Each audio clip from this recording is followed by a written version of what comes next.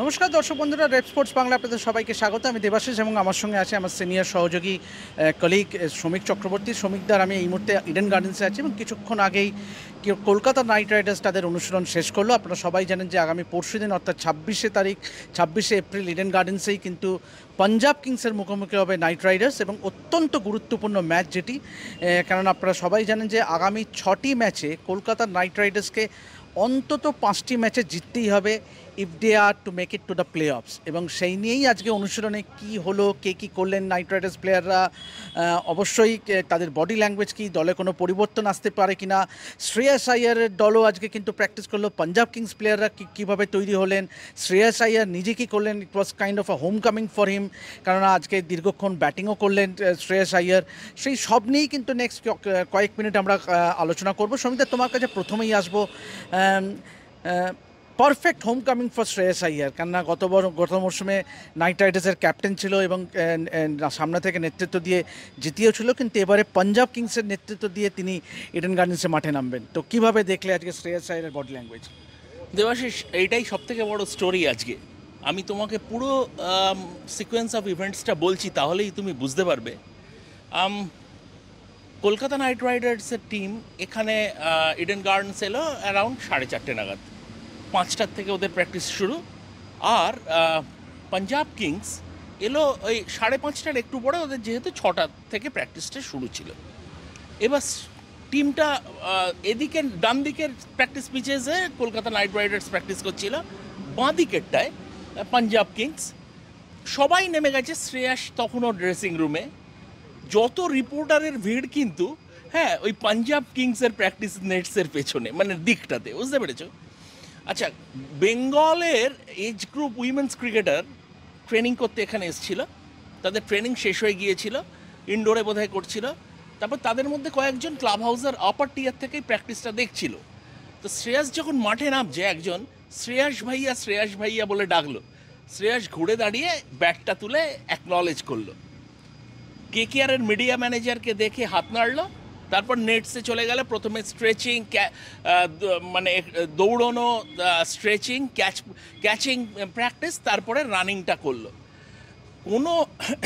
Usually কোনো গল্পে তার সাবপ্লটটা বড় হয় না, সাবপ্লট সুপারসিড করে না, কিন্তু এই ম্যাচটাতে, এই স্টোরিটাতে সাবপ্লটটা বোধহয় মূল স্টোরিটার থেকে বড় হয়ে যাচ্ছে এই কারণে, শ্রেয়াস আইয়ারের জন্য। শ্রেয়াস আইয়ার গত বছরের কেকেআরের টাইটেল উইনিং ক্যাপ্টেন।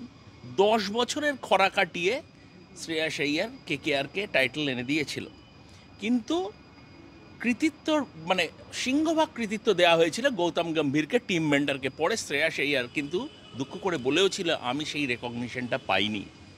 এটা শ্রেয়াস আইয়ারের নিজেকে, এবং শ্রেয়াস আইয়ার কিন্তু অত্যন্ত, মানে শ্রেয়াস আইয়ারের যেটা হচ্ছে ব্যাপারটা হচ্ছে, মানে নেভার সে ডাই অ্যাটিটিউড একটা বলে, সেই জিনিসটা।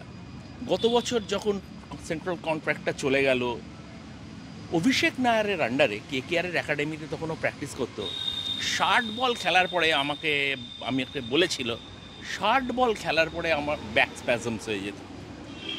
সেই অবস্থার থেকে, মানে হি গ্রিটেড হিজ টিথ, সেখান থেকে করে তারপরে ইন্ডিয়ান টিমে ফিরে এসছে, চ্যাম্পিয়ন্স ট্রফিতে গেছে, যেখানে চ্যাম্পিয়ন্স ট্রফি জেতার পরে একজনের নাম রোহিত আলাদা করে নিয়েছিল, সেটা হচ্ছে শ্রেয়াস আইয়ার, এবং আবার বিসিসিআই কন্ট্রাক্টে ফিরে এসছে। প্রথম রাউন্ডটাও কিন্তু কেকেআরের সঙ্গে জিতেছে, যদিও নিজে শূন্য করেছিল, কিন্তু মানে he lost the battle but won the war, কারণ 111 ডিফেন্ড করিয়েছিল কেকেআরের এগেনস্টে।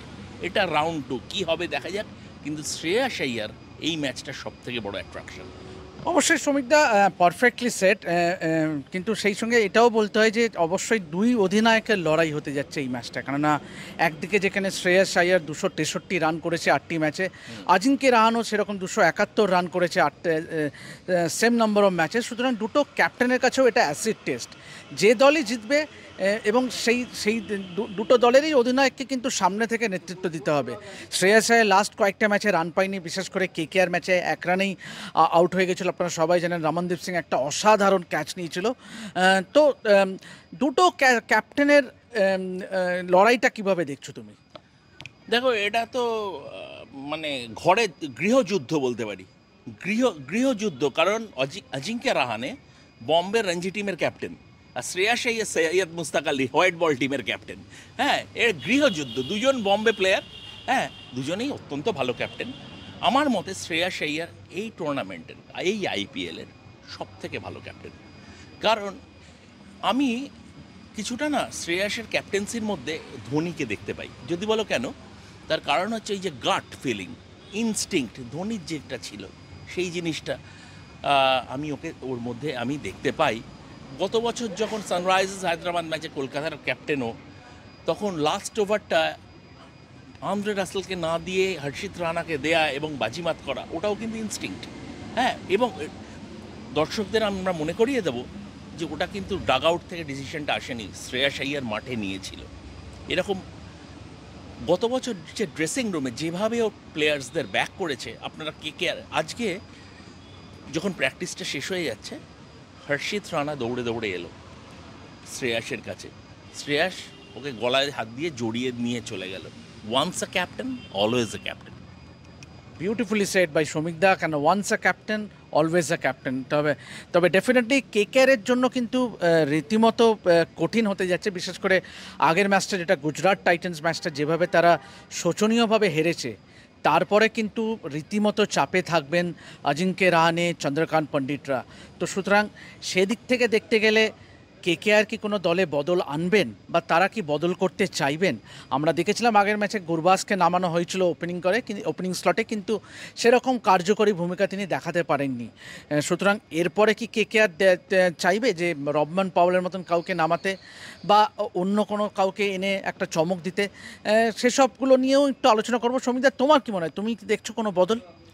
আমার মনে হয় বদল হবে, কারণ সেই ইঙ্গিতটা ডোয়েন ব্রাভো যখন আগের ম্যাচ হারার পরে প্রেস কনফারেন্সেস ছিল পোস্ট ম্যাচে, সেখানে দিয়েছিল যে চেঞ্জ আমাদের হয়তো করতে হবে। তার কারণ ডোয়েন ব্রাভো ক্লিয়ারলি বলেছিল যে আমাদের ব্যাটিং গ্রুপটা হ্যাভ লস্ট কনফিডেন্স, আত্মবিশ্বাসটা চলে গেছে। একটা টিমের যখন আত্মবিশ্বাস চলে যায়, তার কারণ হতে মানে ফর্ম না থাকলে আত্মবিশ্বাস চলে যায়, রান না থাকলে আত্মবিশ্বাস চলে যায়। তখন সেই টিমটার একটা স্পার্ক দরকার হয়, একটা ইন্সপিরেশন দরকার হয়। সেই ইন্সপিরেশনটা একটা নতুন কোনো প্লেয়ার হতে পারে। হয়তো রবমান পাওয়াল একটা 30 বলে 90 রান করলো, সেইটা একটা ইন্সপিরেশন হতে পারে।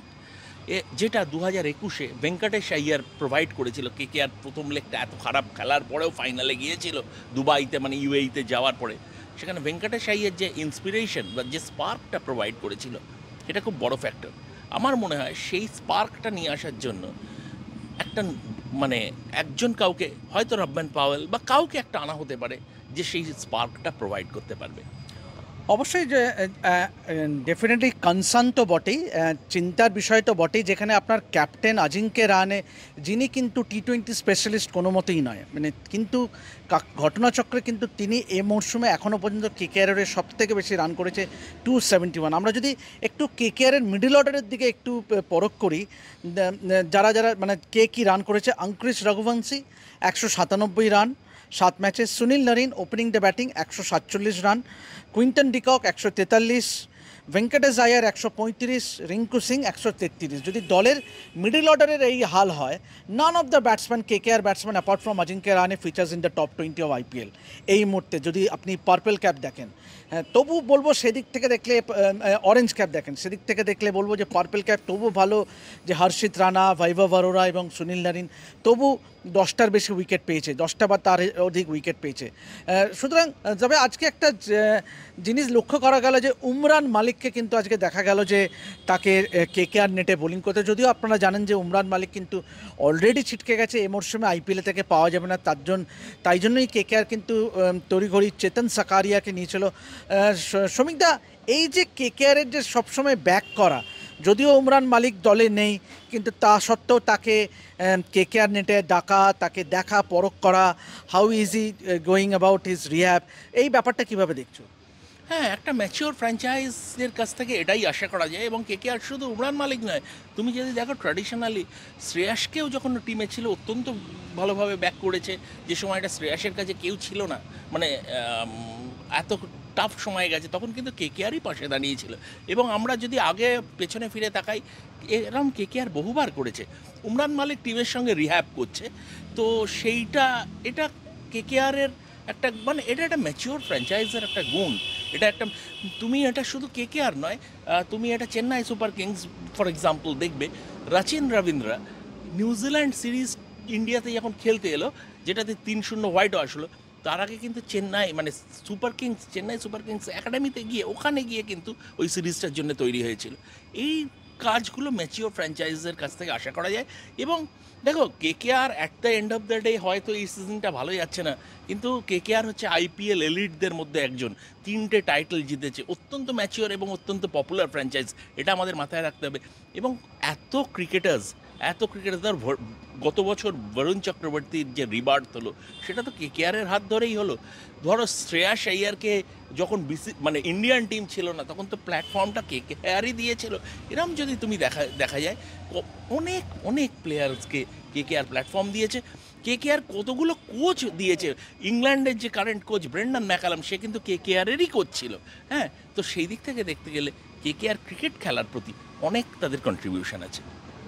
অবশ্যই কেকেআরের অনেক কন্ট্রিবিউশন আছে, তবে কাজের কাজটা যেটা হলো সেটা হলো মাঠে নেমে জেতা, যেটা এই মুহূর্তে সমর্থকরা চাইছে। কেকেআর কিন্তু এই কোচ প্রডিউস করা বা ক্রিকেটার প্রডিউস করার দিকে এখন আর তাকাবে না। তাদের কাছে যেটা সবথেকে মুখ্য সেটা হলো মাঠে গিয়ে যেত, নেক্সট 6টা ম্যাচের মধ্যে 5টা জিতে কোয়ালিফাই করো ফর দ্য প্লে অফ। সেটাই আশা করব যে পাঞ্জাব ম্যাচ থেকে সেই ঘুরে দাঁড়ানোটা শুরু হবে। তো এখন এই পর্যন্তই, এভাবেই দেখতে থাকুন রেপ স্পোর্টস বাংলা, এবং ক্রিকেটের যাবতীয় আইপিএল জুড়ে ক্রিকেটের যাবতীয় আপডেট পেতে গেলে অবশ্যই চোখ রাখুন আমাদের এই চ্যানেলে, এবং অবশ্যই সাবস্ক্রাইব করতে ভুলবেন না রেপ স্পোর্টস বাংলা। আমি দেবাশিস এবং আমার সঙ্গে সমীর চক্রবর্তী সাইন অফ করছি ইডেন গার্ডেন্স থেকে। দেখতে থাকুন রেপ স্পোর্টস বাংলা।